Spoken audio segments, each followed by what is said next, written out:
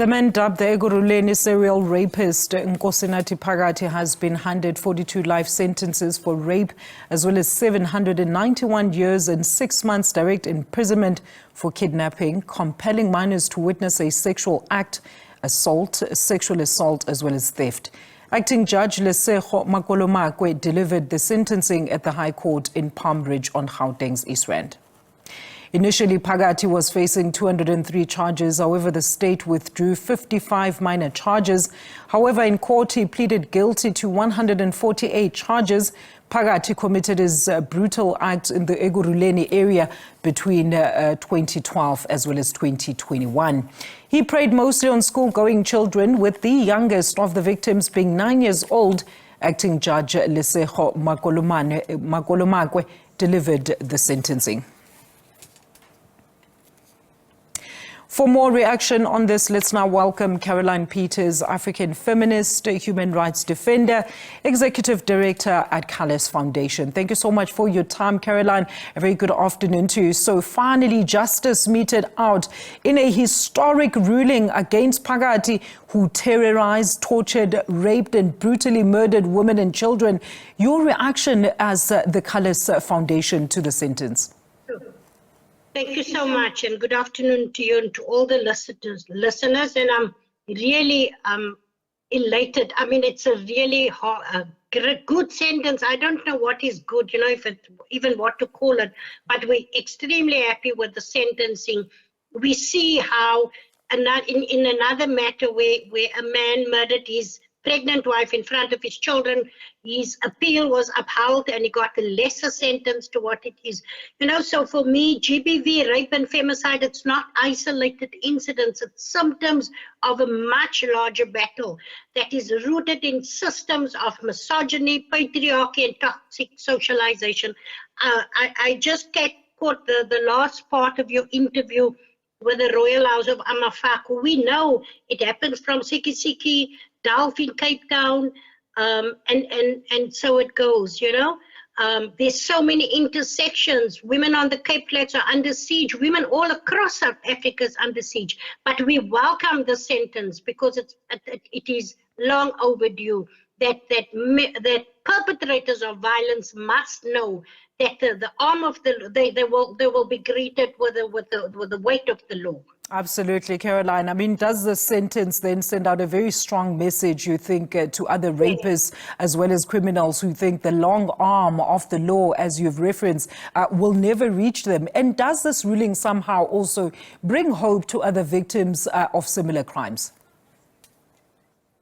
Definitely, for me, that as a program, one of our programs is called Access to Justice, and we assist women through the justice system from the beginning to the end.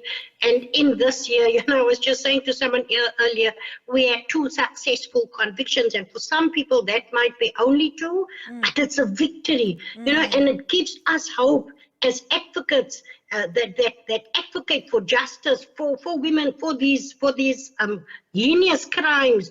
That it gives us hope, and it sends clear messages to perpetrators that violence will not, will not be tolerated. It reflects,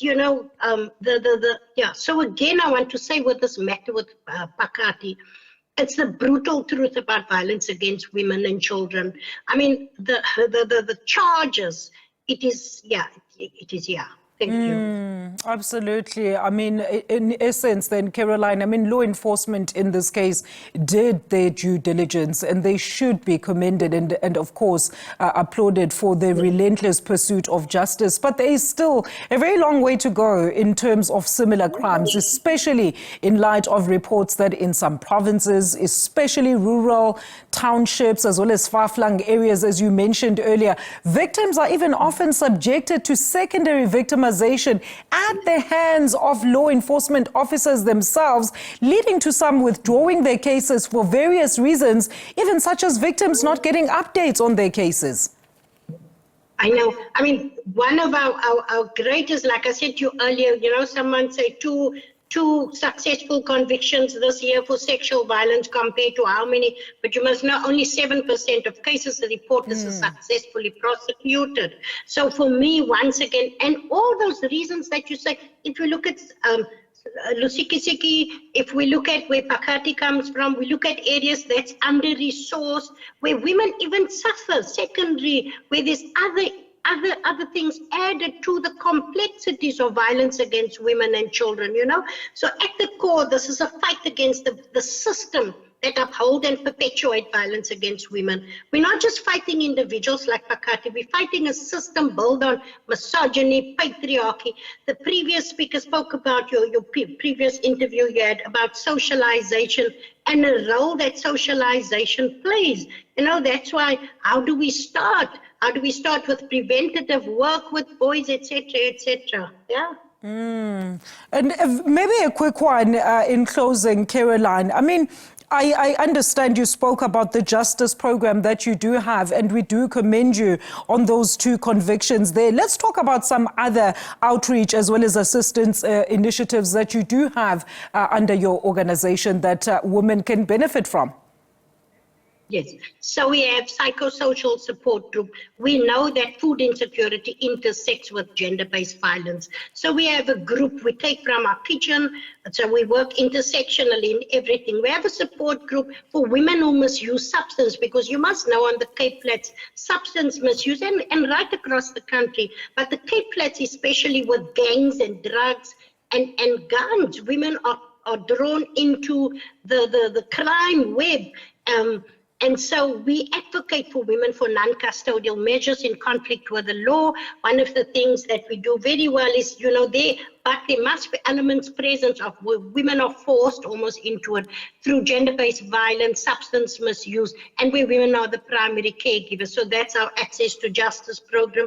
Then we have a psychosocial support group for these women and anybody affected by gender-based violence. We do community outreach where we have our community kitchen, and we have awareness raisings at schools, at high schools. We have a boys program for boys aged between 10 to 15, and that is where we do our preventative work.